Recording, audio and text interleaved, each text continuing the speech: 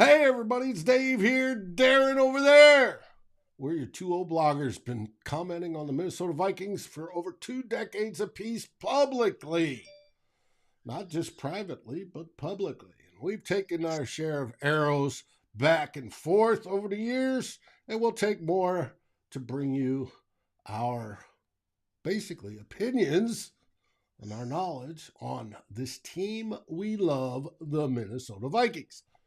Today, we focus on the Bounceback. Your Minnesota Vikings defeated greatly the New England Patriots, which was wonderful. It took another fourth quarter comeback to do it. We had some questions on defense, but they had made another comeback, especially after that just whooping that we got by the Dallas Cowboys. Second theme of the day, we're going to be looking at, can that defense be fixed? We talked about it just a minute ago.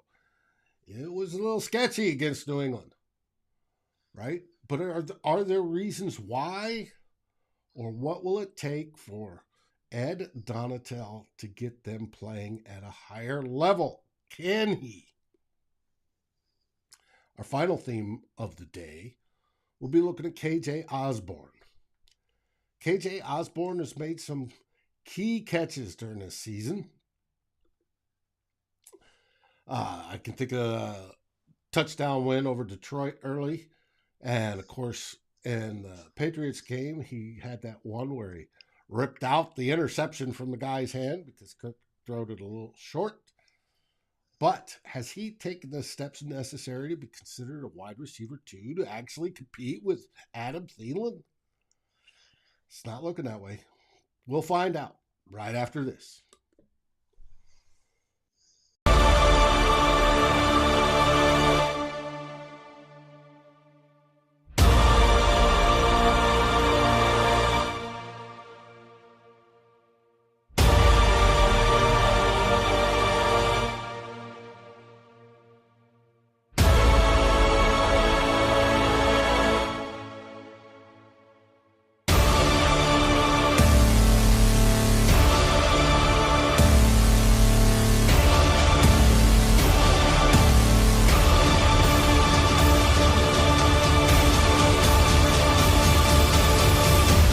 Climbing the Pocket, Daily Norseman, and Lake Monster Brewing presents Two Old Bloggers. Starting now. Hey everybody, Dave again, and Darren over there. How are things in the Great White North, Darren? Snowy again, Dave. Just keeps on snowing. Not cold enough. I've been shoveling like a bastard all week. But what do you do? Anyway, but when things go like they went Thursday night, can't complain about stuff, David. I've been like in bliss the past 38 hours or so. Okay. Well, and happy Thanksgiving to everybody. American Thanksgiving. We had ours in October in Canada, so it was like over a month ago. But yeah, well, it was good. Had some good turkey, as usual. The traditional meat on Thanksgiving. A lot of good normal sides, and of course, I had my pie that I made. It's absolutely wonderful. Had a piece this morning, leftover pie this morning. It was actually very, very good. I figured it's fruit and wrapped by bread, so it's got to be quite nutritious. But it was good. I never did get that FedEx. SR-71 cost $200,000 per flight hour, so I couldn't get it quite done. I want to welcome everybody that's watching already. We have Michael, Jonas. Jonas is all hyped up because he's coming to the Twin Cities this week. Purple Haze, Bob, welcome to the show. And Purple Haze, thanks for loving the artwork. I have quite a bit and more, and that was only a sampling that's on the roll-in. Now, Skol, everybody. Skol. It is time to get the show started. First thing you wanted to talk about in Theme 1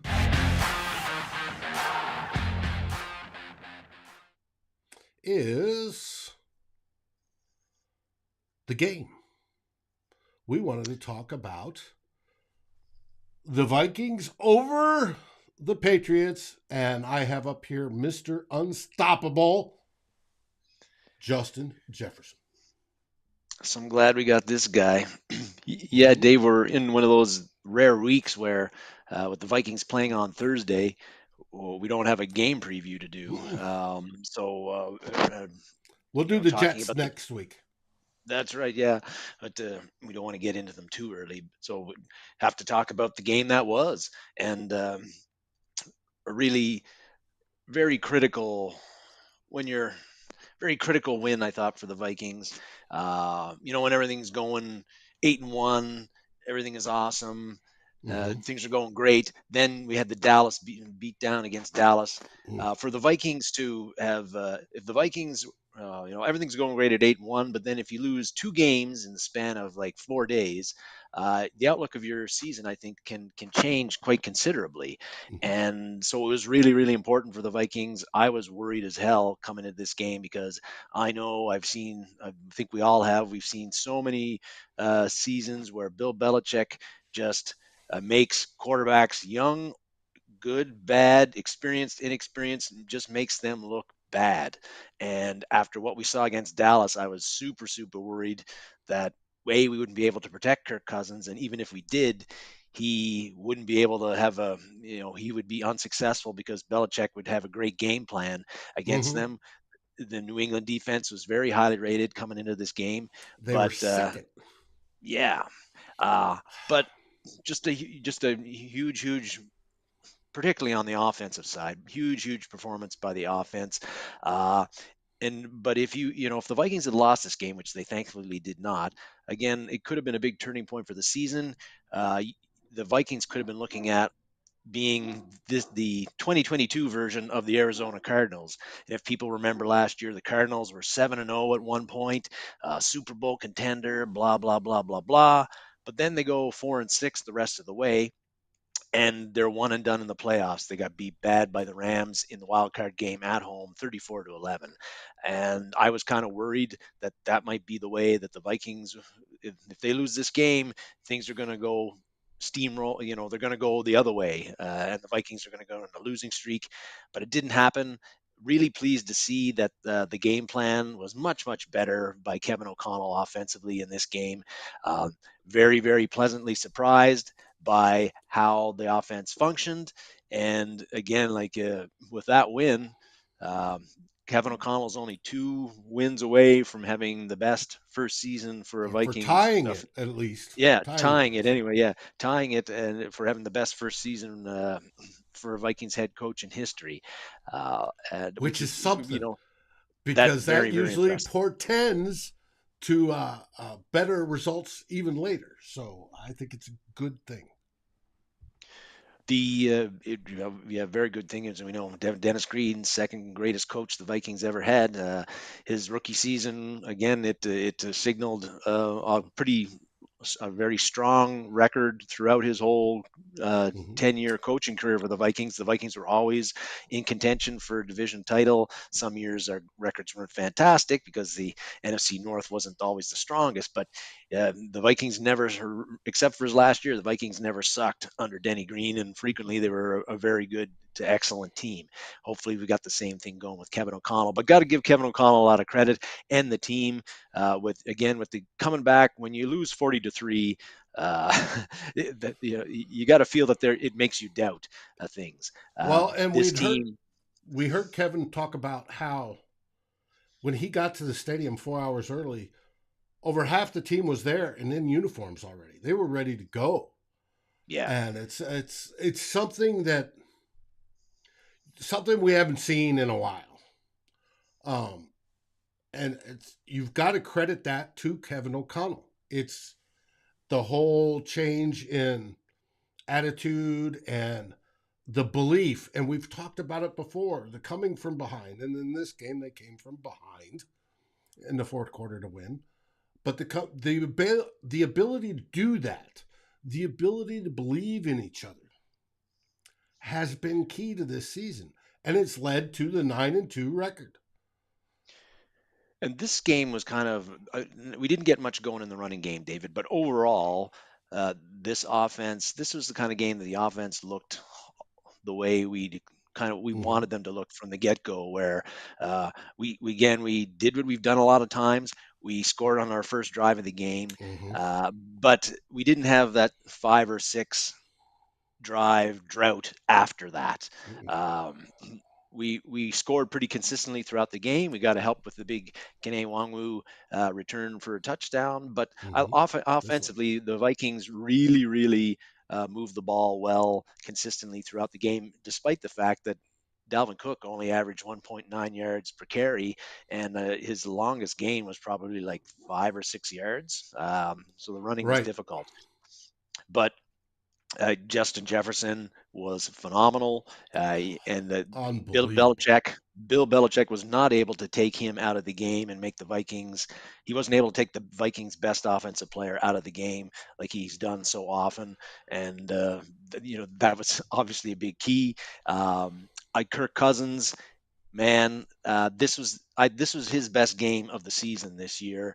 He made some real you got to have it throws at key times. He made that one bad interception, bad decision thrown off his back foot, but you go 30 for 37, almost 300 yards. 3 TDs. I read that he had the second highest QBR or quarterback rating ever against the Bill Belichick team in that game. Wow. I didn't know Uh, that. he showed some really good, I thought, pocket presence and movement, getting away from Rush with the times that he was pressured, and buying time with his legs, something we're not used to seeing. Through through some like again, got to have it really strong throws, and he looked confident and in control in that game, which is something we don't always see from him in tight moments in big games with the bright lights.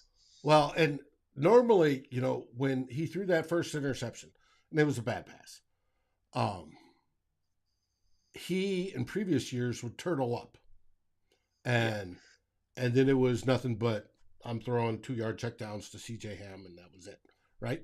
That was Kirk Cousins. This season, however, that has changed, and he's being able, and this has to be the KOC influence, to flush that and go. Why I have fired up here was in that fourth quarter, we're behind, right? yeah, And he goes up to the line of scrimmage, and he's, besides this year, we've never seen him change plays so much as he ever has in this season. I mean, it's just amazing. He goes up there and can, right? And yeah. he starts doing all that stuff. But there was one of them, he did that, and the clock was running. And he's like, and he's clapping his hands back there and wanting the ball snapped. And um, I think they had to call timeout on that one. I don't think it was a delay game. It may have been a delay game on that one, and the next time they called a timeout. But he was pissed, right? Because Yeah. the ball got snapped and he spiked it in the ground, and he was pissed. He was fired up. He didn't miss a pass after that. He was Mhm. just nonstop. I am going to beat you. Right now, Justin Jefferson has a lot to do with that. You look at the album cover art for this, and I didn't post it up here. I'll grab it real quick. Um, it was of Justin Jefferson. I don't want to put that piece up because it's hard to see. Let me find the other one. It is Justin Jefferson catching the ball when he was double teamed, and he did that all day. He was double and triple teamed all day long, and he defeated it. You talk about contested catches. Oh my God, Yeah. it was just unbelievable, and it was all Kirk believing. Doesn't matter. It was like Case Keenum back in 17. YOLO, I'm gonna go. Not that Kirk goes YOLO, but it's like, hey, Yeah. Justin Jefferson's out there somewhere. I'm throwing the ball that direction, and it's working.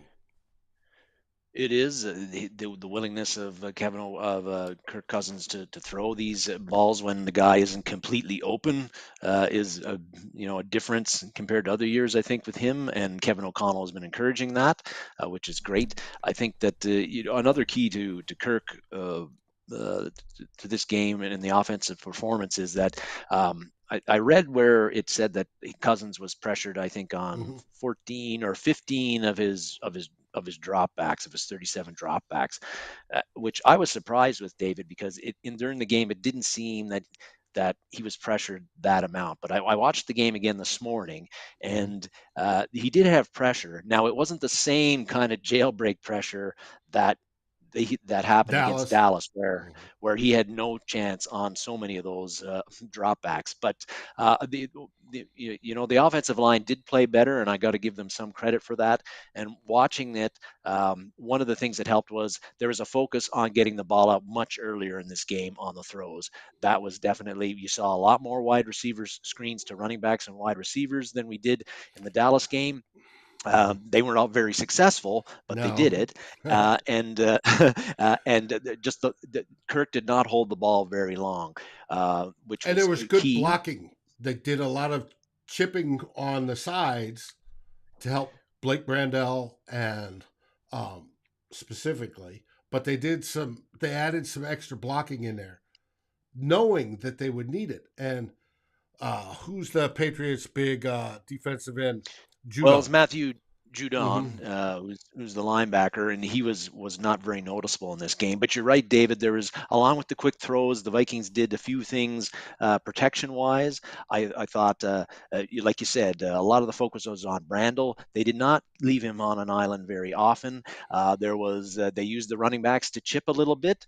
Hmm. T.J. Hawkinson came across with what I think was called a wham. They call a wham block or something like that Hmm. on one play after a running back chip as well. And Ezra Cleveland was helping Brandel a Yes. lot. If Cleveland, pretty much every pass play, if Cleveland didn't see a guy in his area, if he didn't see a This guy in was his the area, double team. he was immediately moving over to Brandel's side and helping out there.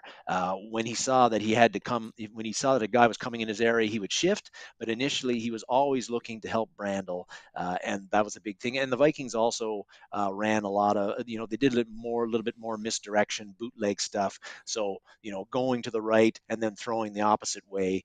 And the other thing that I thought was important was that the Patriots don't blitz a ton, but they run a lot of like stunts and games. And I Hmm. thought that the Vikings, um, their communication on that was pretty good in the game. Like you could see where they were working together and picking up those stunts and giving Cousins just enough time to make that throw. Whereas against Dallas, he was having no time to make any throws. Hmm. So got to give it up to Chris Cooper, the Vikings offensive line coach, Kevin O'Connell, and Wes Phillips, that whole coaching staff, and the Vikings offensive line and running backs and tight ends for just Hmm. after getting completely annihilated against the Cowboys, they played like 200% better in this game, even though it wasn't perfect. But it was not a jailbreak situation for Kirk Cousins. They gave him time to throw, and when he had some time to throw, he made the Patriots pay. And when I sent you some grades, I was surprised. Who had his best pass blocking day of the season? Well, I don't remember. I don't think it was Ingram. Ed Ingram had his Was it? best pass blocking grade of the season. He was up near up near 70, I believe it was. But anyways, Michael, you are 100% correct. TJ Hawkinson has helped this team diversify this team, and the receptions he got at important times, including his first touchdown, has been key. I suspect that Kirk Cousins will develop that relationship even more because we know how he loves that safety blanket and a tight end, and TJ seems to be that guy. I do want to just mention um, quickly that this four-game stretch here that the Vikings have had, which will Mm, conclude with them playing the Jets. Uh, these have been pretty big tests, are big mhm, tests for the Vikings offense. You had Buffalo, the first game, who are currently fifth in points against in the league and third in Football Outsiders DVOA, defensive Right. DVOA. Dallas is first in points against, meaning they give up the least amount of points of any team defense in the NFL right now, and they're ranked second in Football Outsiders and defensive DVOA.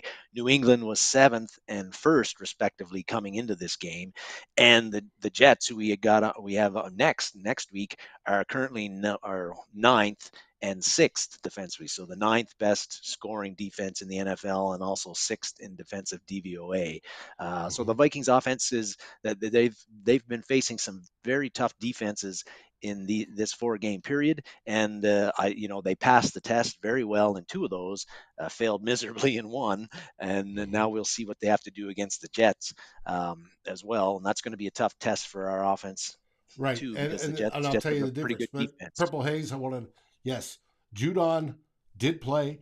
He was held. I think he only got 1 sack the whole time, and he had very few He didn't pressures. get And any sacks. there no sacks and very No. few pressures. And they did a great job of scheming against them. The one thing with the Jets, though, is their pressure comes from the interior, whereas with the Patriots, it's from the edges.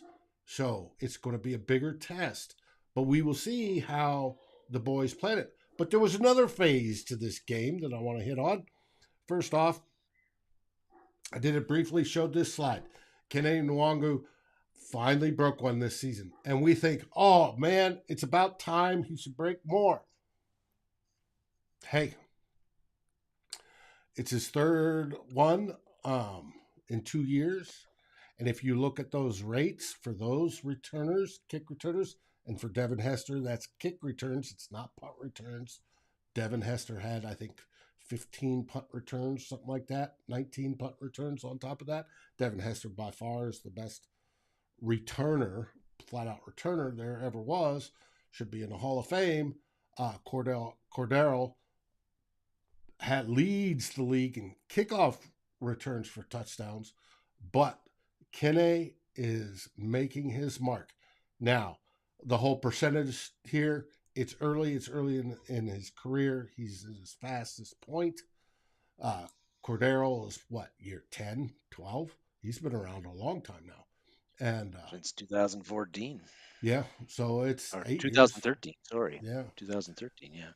8, 9 years. But And so it's they did well. They aren't the only one. There was the whole Mr. Right. Mr. Right was punting like absolute Hall of Famer he himself, he right? had a good game. And on the one that he got, that we got the first down because penalty running into the kicker, that first off should get him the acting job of the Oscar because he was smart enough to hold up that foot long enough, and then when it got tapped, it was the whole spin and the Oh soccer yeah. flop. Um, he did well on that. But even if he hadn't been called on that, that was one of the most beautiful punts of the season. He dropped that in right, within the 5. And he was dropping them inside the 20 all day long. Absolutely great. And then you have Jalen Naylor, who there at the end sealed it and had that tackle inside the 5. He's not the primary gunner, but he did absolutely great. And the special teams was rocking it on Thursday. And that always helps when you have that third phase of the football team playing so well. Hey, G Mac, Close how are you game. doing? Yeah. And for all that are viewing that we haven't said hello, Skull. Um, Welcome. and that win led the Vikings to be 9-2, baby. Gotta love that. Yeah, and it keeps everything all in play, right? Like Mm-hmm. the number one seed, even if you don't get that, you want to at least be getting the second seed and getting a week off, so you only have to play 2 games to get to the Super Bowl as opposed to Right. 3, and preferably have one of those at home. So that this win keeps the Vikings in play there, and it keeps the distance between them and all the crappy teams in the in the NFC North besides us. Actually, by next week, depending on how things go, we could have the division title already wrapped up. Well, and we wanted to get into the standings. When it comes to the NFC, our magic number is 2. Right? So that means a win by us, a loss by Detroit and Green Bay. Right? Yeah. Because they're basically got tied records. Green Bay's behind because they still got to play tomorrow. But it's 2. Okay? So hopefully by next week when we play the Jets, if we beat the Jets, we'll have found out that we've won the division because those 2 teams will have had their losses. And so it's as early as next week, which is absolutely fabulous. When it comes to NFC, the conference, we are second. We're at 9-2. The Eagles are at 9-1. They play the Green Bay Packers tomorrow. That's a tough one, right? Yeah. Because people are saying you gotta root for the Packers to beat the Eagles. And I'm like, I can't do that. That's against my constitution. It's hard. But if the Packers do beat the Eagles, then we're obviously tied, but the Eagles own the tiebreaker. Yeah. If the Packers lose, the Packers, that's their one. Right? It'll leave Detroit in second place, sole second place. And if I remember correctly, and then we wait on Detroit to lose the following week. And so it should be good. So when it comes to Packers-Eagles tomorrow, I'm rooting for the tie.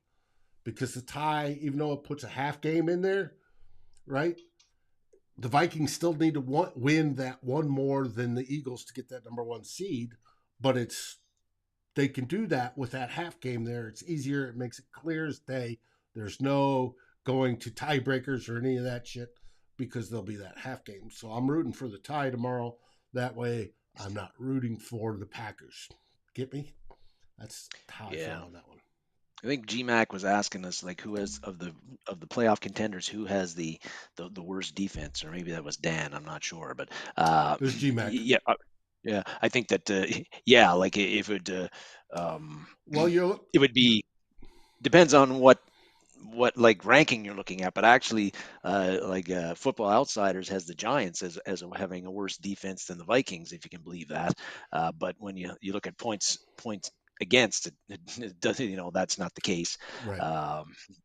But so that would be the only team. But when I look at those 2 defenses play, and I've watched a few Giants games this year, eye test tells me the Giants defense is better than ours. But hey, analytics, whatever. Well, and for the NFC standings, presently Eagles are in first, Vikings are in second.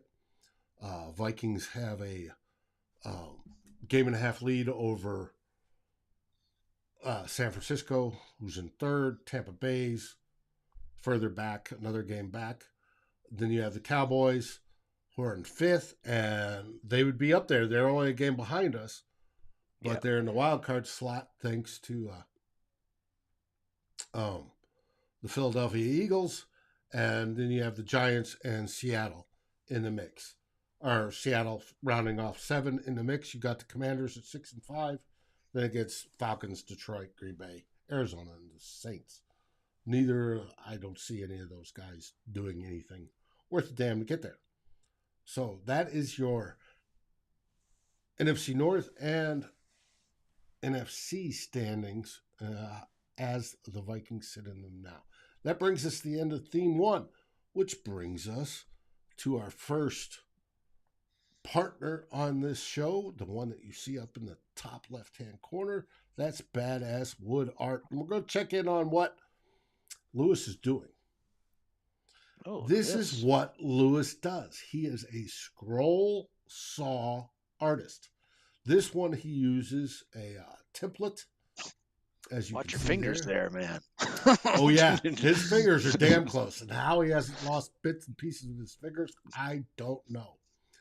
But if Santa doesn't bring you what you want for your man cave or woman cave, either one, right here you have Lewis demonstrating some of the stuff he does for you. And it's cutting out intricate shapes on a bandsaw and he gets that going. A scroll saw, electric scroll saw here, and he does absolutely beautiful work. I'm waiting for him to finish, so you see the finished product. Bada bing, bada boom. He's got a few more cuts to go. And this is something I would love to hang in my room. Right there. Something simple. Just a Norseman logo. Yeah, Hell very yes. simple. Boom. Wouldn't that look great in your man cave? I think it'd be great. I think Santa needs to bring me that this year. I think it'd be awesome. Now, as we know, Lewis, if you want to order for him, he's got everything off right now, 15%. But if you use the CT Pocket code, you get 20% off. So if you want to get more than one piece, you get 20% off that one, and then use the holidays promo code and get 15% off everything else. Absolutely fantastic. That brings us to theme 2.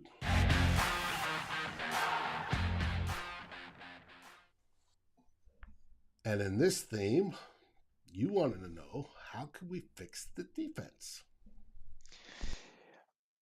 Yes, Dave. I don't know if it can be fixed, but after you saw I think at one point, I should have looked this up, but like when you at one point in the Patriots game Thursday night, Mike Tirico said that the Patriots had scored on 6 of their first 7 offensive drives, and I believe in the Dallas game until it was in the fourth quarter late, I think Dallas had scored on every Mm-hmm. offensive drive they had. So in a 2-game stretch, I think that our defense had given up points like unlike it ungodly, like it was probably 12 straight offensive drives, if not more. So that's not very good. Super Bowl contenders generally don't wins don't have defenses like that unless so worrisome. And you got to think something's got to change.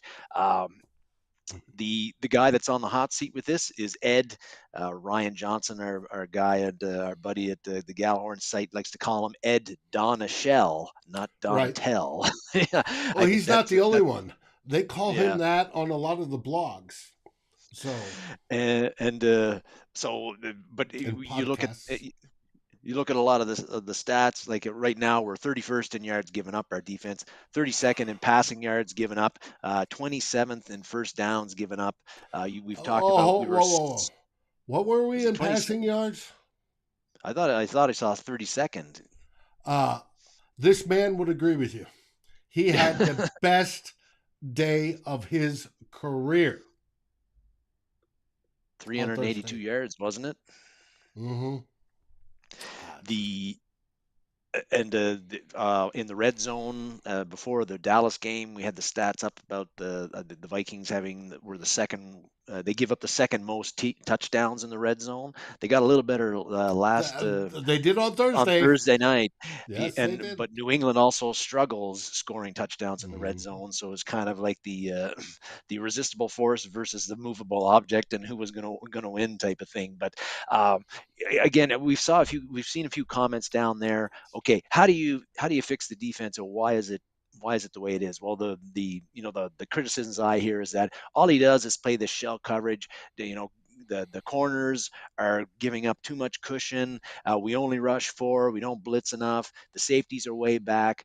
Donatel has come back on that impressor, saying that's not really the case. We mix things up. It's something that doesn't get noticed. That's not true. We're always in the shell, whatever. But the fact is that the Vikings defense is not very effective in large stretches of the game. Yes, we do make some key stops, and we did in this game when we really needed it. But Mm-hmm. how about getting stops so that you don't need to make the key stops later in the game, right? But like Bradley says, come to the conclusion you got to accept the bend that don't break. I don't think that you're going to see a huge difference in the Vikings defense. It is what it is.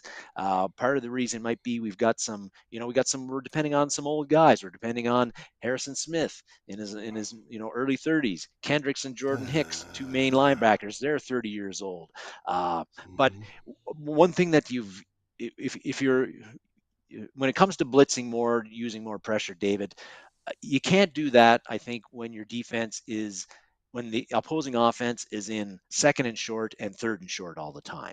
So the Vikings, if they want to be able to dial up those pressures, like they were able to do late in the game, you can't have a team get 5 yards, 6 yards, 7 yards on first down all the time. And in the Patriots game, that's exactly what was happening almost all of the time. The Vikings were defense was facing a 2nd and 3 or third and 2 if it got to third down. When you get them into 3rd and 7, like what happened in the fourth quarter Mm-hmm. when Daniil Hunter made that big sack, Mm-hmm. you force the quarterback to hold on to the ball longer. You can maybe dial up a little bit extra pressures like they did when Harrison Smith had that blitz, a couple of drives earlier than that caused an incompletion and caused Mac Jones to have to get forced out of the pocket a bit. But if you don't win on first down and second down, then you're I think you've got your defense is going to be handcuffed because they give the offense an easy down and distance to convert. And we've been doing this all year long. I don't know how much it's going to change. We might get some help because Tomlinson and Dantzler will be back, but how much? Are they going to make a huge difference? I don't know. David, you want to All jump right. in there? See, this is where I sort of disagree. We watched this defense over the first 4 weeks or so, 5 weeks or so, where Ed earned his name, Ed Donashell. They're playing the shell defense, and they didn't look all that great. The communication was absolutely horrible. And then the next few games, they got better and better and better and looked better and better and better. And then that's when the injuries started, right? First, you had the big man, as soon as I find him Dalvin here, Tomlinson. Dalvin Tomlinson, right? He's been out with a calf injury. I think they call it a calf injury. It's lasted well over 4 weeks. It is similar to a high ankle sprain, I would guess, because that is technically a calf injury. But he's been out those multiple weeks. He should be back for the Jets game. Even though he's not considered a big pressure guy on hello there, Davey. Yep. Pressure guy as a defensive tackle, he has gotten pressures this year, and he's great against the run. He and Harrison Phillips together as basically the base, because we're rarely in the traditional 3-4 base. We've usually got those two guys in, and then 3 defensive end types with Smith, Hunter, and Bonham. Those guys have been doing great, but he's been out so long, right? And not only do you have him being out, of course, we have our starting cornerback opposite of Patrick Peterson, Tiny Dantzler out. Tiny Dantzler was doing relatively well. He'd have a few, brain fart plays during the game, but for the most part, he's doing great.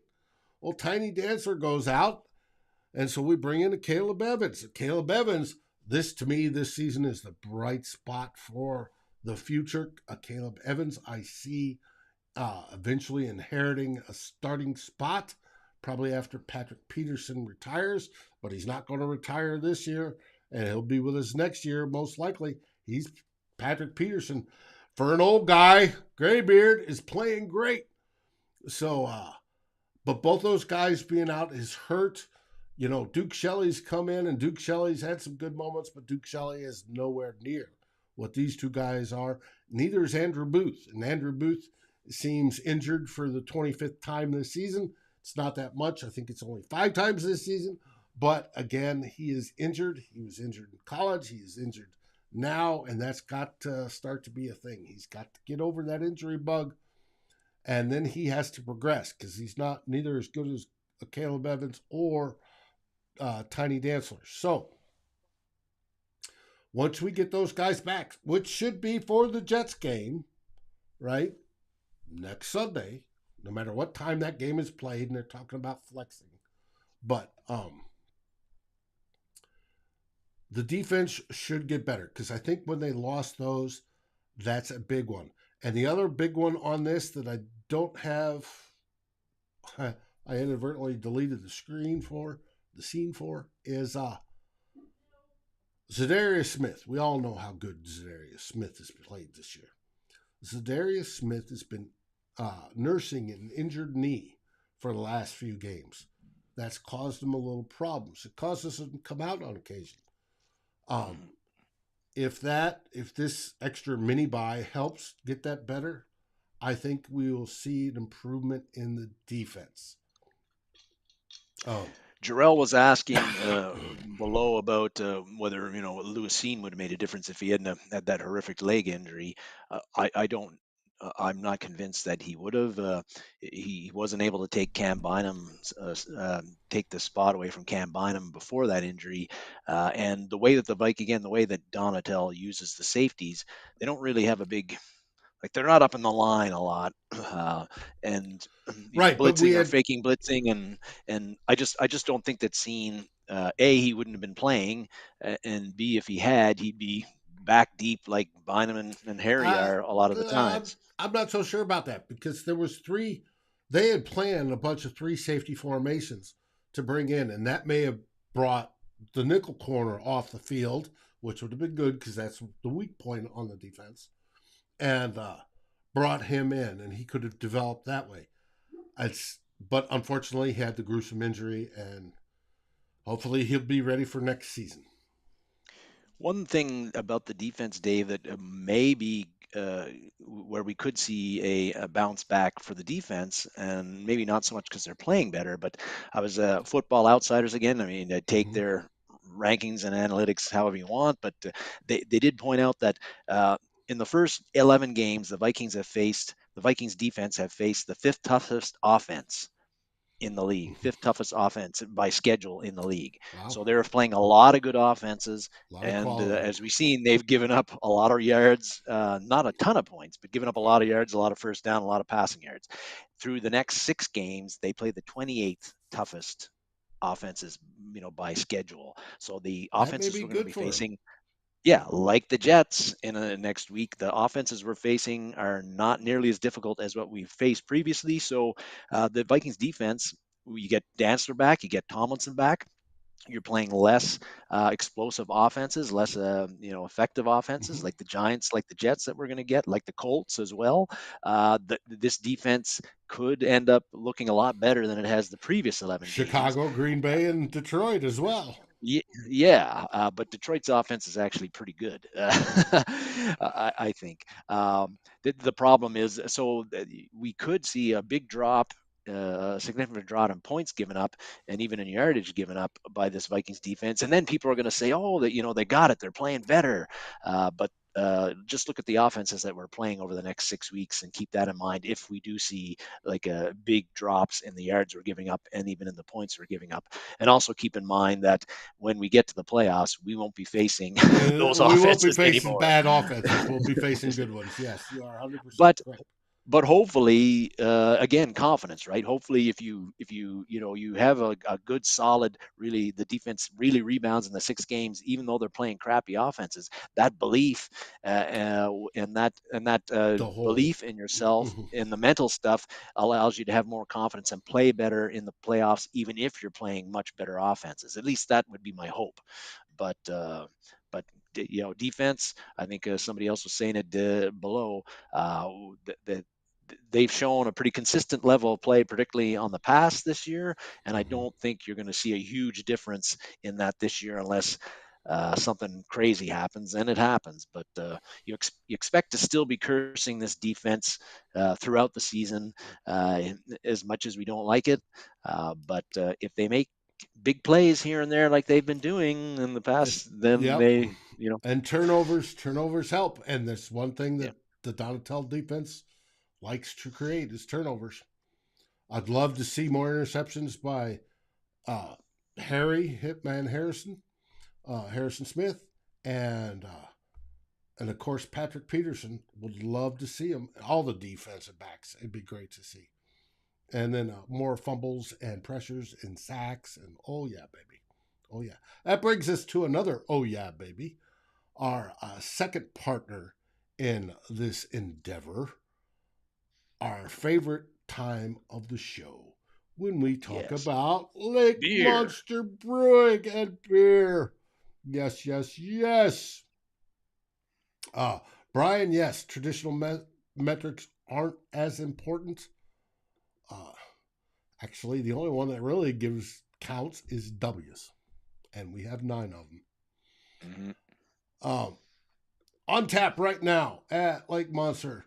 It is close to the same. There's slight difference. They've got the hot apple cider ale back for if you want to go to the brewery itself in St. Paul, just across the river from Minneapolis. So it's a short jaunt from the stadium.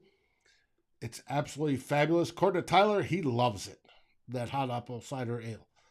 I have no idea what that would taste like. I love hot apple cider, but I've not had it as an ale. And had warm ales, room temperature. I was stationed in England, used to that. But warm, I don't know. They have pretty much the same thing as they did last week in their pints and the cans you get everywhere. But they've greatly expanded their alcoholic selection with a CBD seltzer, which they've always had. The North Star, whoops, didn't mean to do that. Or that. Here, let's bring it up here. North Star kombucha.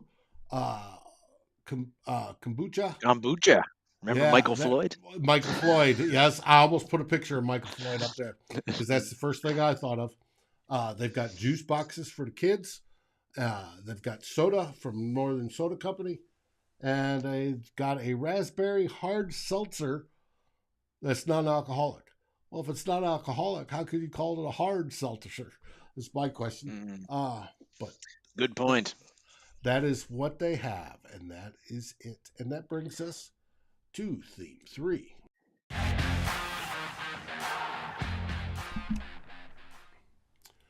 And here you wanted to talk about KJ Osborne. Yeah, every time you put that Lake Monster slide up, Dave, I get very thirsty. And I think about like the care package I got a month and a half ago and the delicious beer I drank from Lake Monster Brewing. Anyway, and how you're thanks out. again. Yeah, how I was out very quickly. But on to other things. Yes, KJ Osborne. I wanted to bring him up maybe a little early, maybe we'd be thinking forwardly and thinking into next year when we haven't finished this year and we still don't know how this year is going to turn out.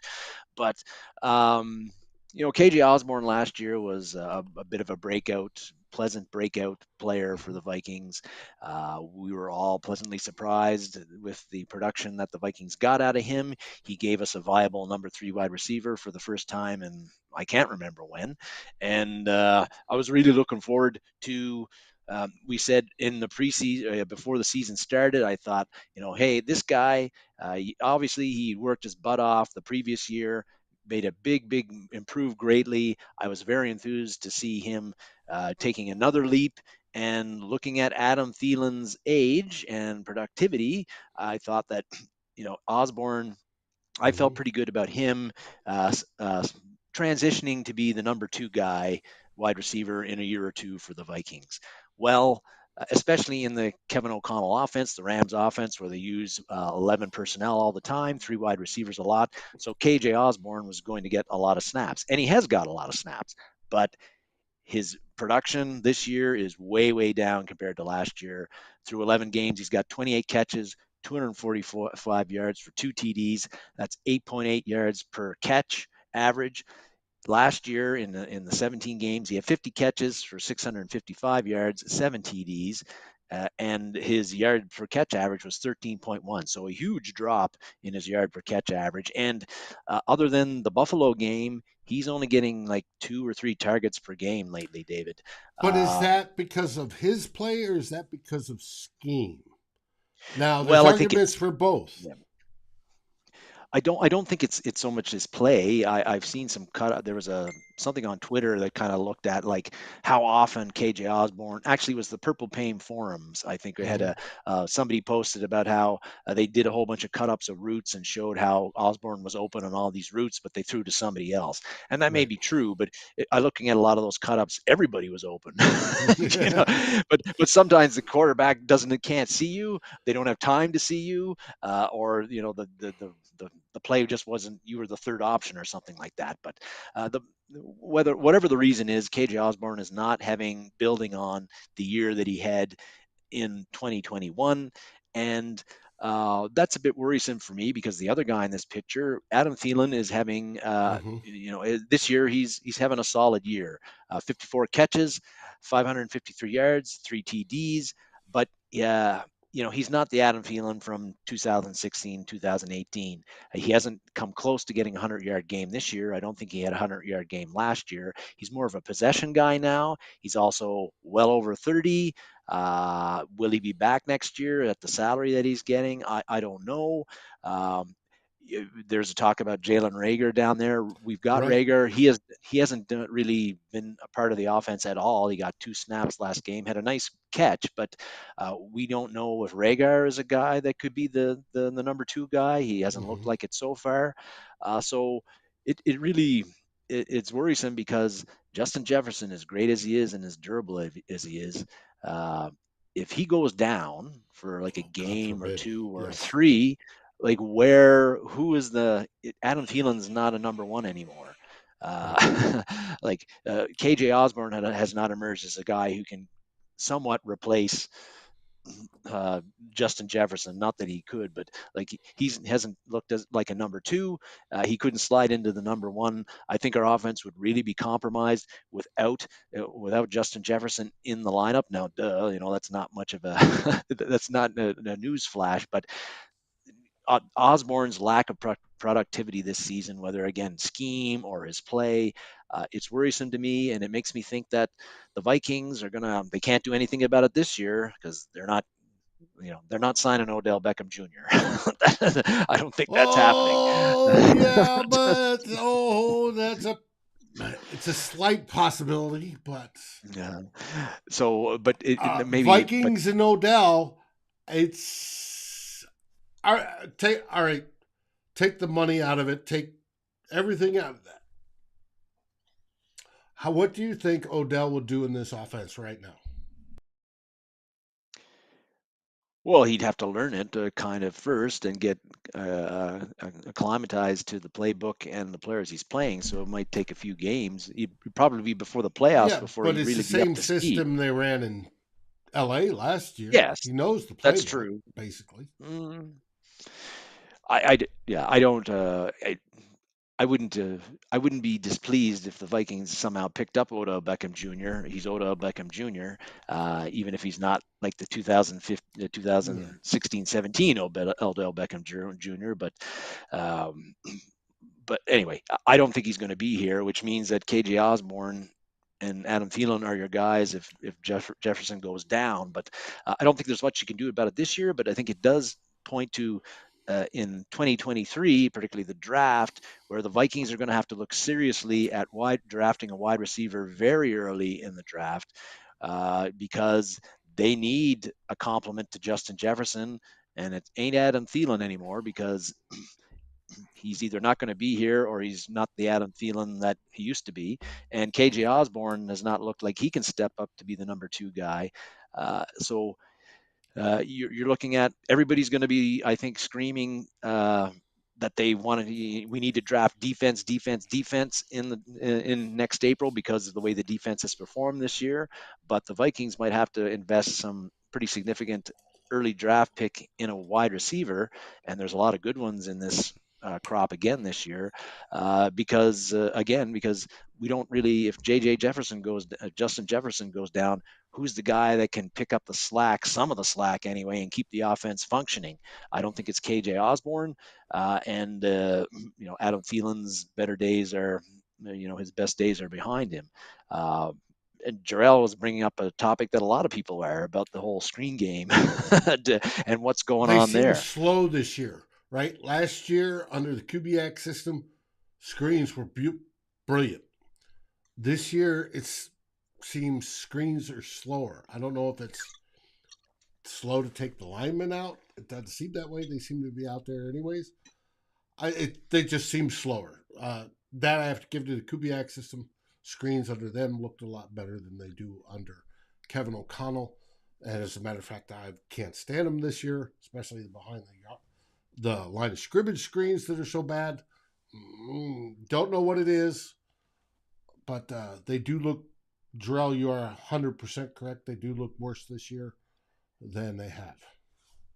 One thing that I'm surprised about David on the screen game is that is how I don't want to say bad, but the I'm not so much the screens to the running backs, which have looked ugly lately, but to the wide receivers, whether it's Jefferson or Thielen or whatever, that's a staple, a very effective play in the Rams offense under Sean McVay.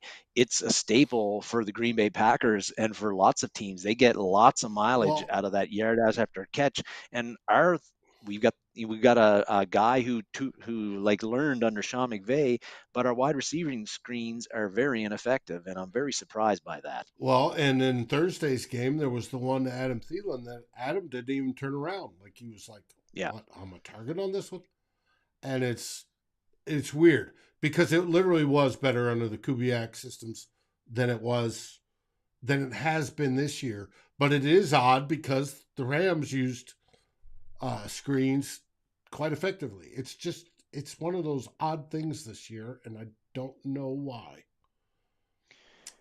I don't either.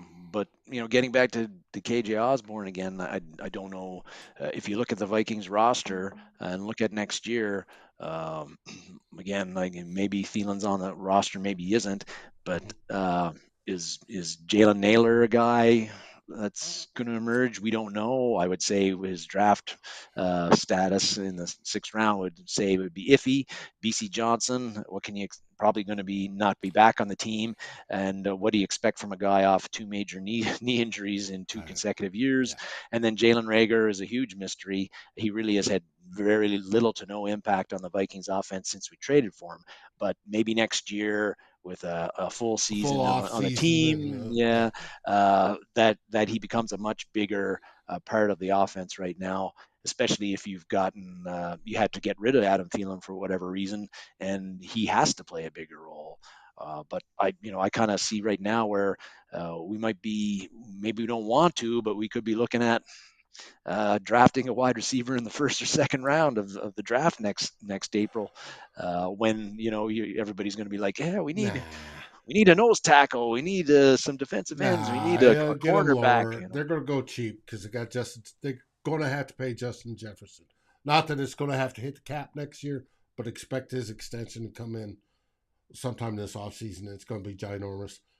It is. It won't hit next year, but because it's an extension goes after year 4. But they'll go cheap. They'll go lower down. They'll hit other priorities. Maybe a quarterback to eventually replace Kirk Cousins. But before he turns into Matt Ryan. But hey, if Kirk leads us to the Super Bowl, he's got a contract for life. I'm cool with that. If he wins the Super Bowl, I'm pulling for KJ though to snap. I shouldn't say snap out of it, but I I don't feel what he did last year was a mirage. But yeah, for whatever reason, the production has not been there this year, and it does make me wonder about what the Vikings are going to do at wide receiver beyond 2022. mm-hmm. Yeah. So we'll find out. There's always somebody. I'm not as worried about it as you are.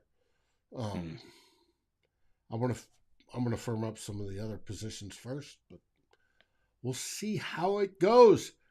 That wraps this show. We've talked about the 3 things we said we were going to talk about. The next thing up is the New York Jets. We'll talk about them on next Saturday as we go against whoever is playing quarterback. Might be. Will it be Mike White? Will it be Zach Wilson? I'd prefer Wilson the way he's been playing. Yes, I think we all would. Yeah. Hey there, Donnie. Welcome to the show. You're a little bit late, but that's okay.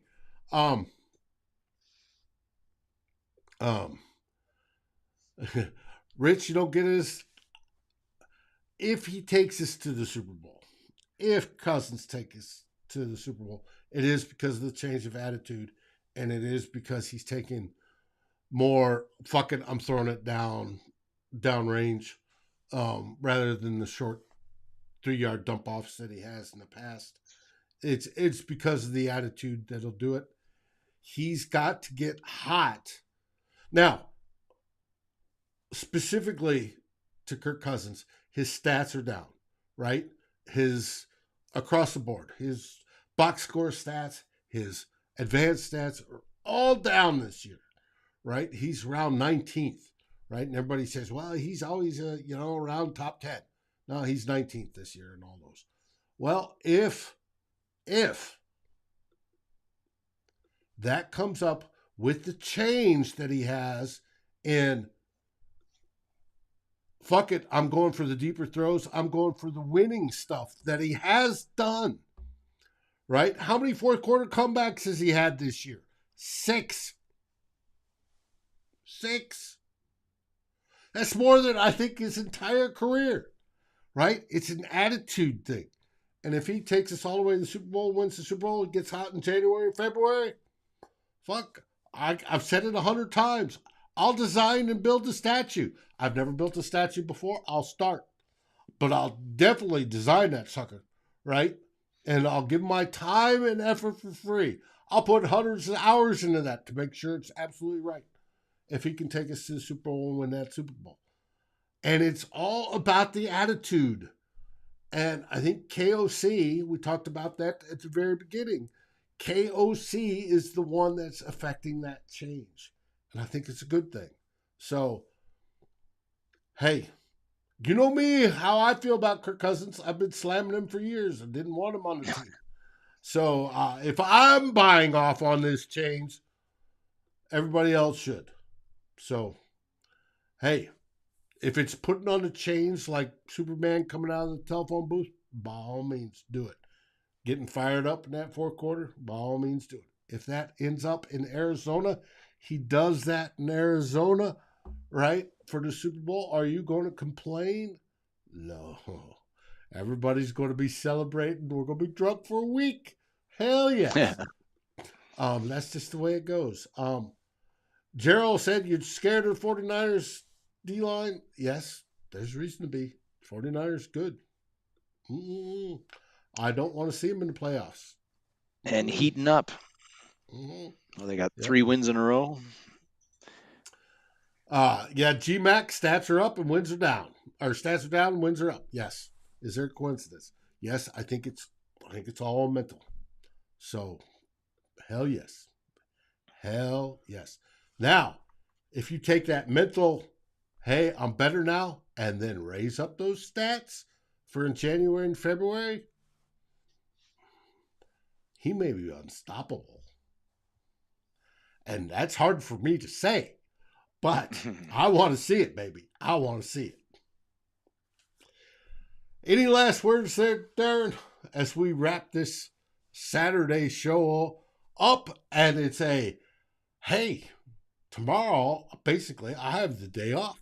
I can sit and watch football and root for the tie in Green Bay and Philadelphia. Yeah, Dave. No real major final words, but it's just 9-2, and we gotta see what happens next week. I think again a prime opportunity at home with the Jets coming in, a team that's good, particularly on defense, but not very good on offense. Interested to see how the Vikings respond again in this one, and whether they can have that one game finally where they don't have us biting our fingernails with 4 minutes left in the game, and they can actually win by a couple of touchdowns or something. I'm still waiting for that game to happen. It hasn't happened since the season opener. I'd like to see it happen next week. I agree. With that, we're going to wrap this sucker up. I have some Christmas decorating to do. I hope everybody had a fabulous Thanksgiving here in the States. You guys had it a month ago. You obviously have Christmas decorating to do. And then you have a wonderful week. Get all your shopping done. Be safe, be sound. And what do we say? We say, Skol Vikings, baby. Skol Vikings!